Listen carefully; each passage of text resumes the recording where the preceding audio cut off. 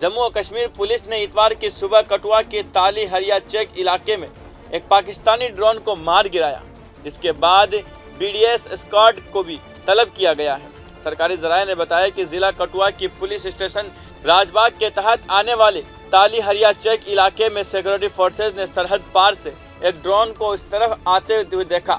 उन्होंने बताया कि सलामती अमले के बरवक्त कार्रवाई के नतीजे में ड्रोन को मार गिराया है।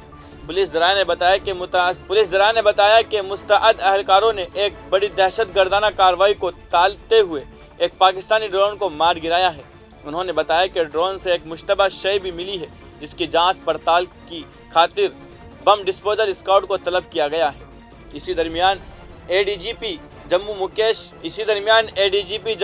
मुकेश सिंह ने बताया कि कठुआ के ताली हरिया चेक इलाके में इतवार की सुबह एक मुश्तबा ड्रोन की नकल व हरकत के बारे में इत्तिला मौसूल हुई। उन्होंने बताया कि मुस्तअद पुलिस एहलकारों ने ड्रोन पर फायरिंग करके उसको मार गिराया, जबकि ड्रोन के साथ एक मुश्तबा शय भी बरामद की गई है। इस सिलसिले में मजीद तफसीलात का इंतजार है।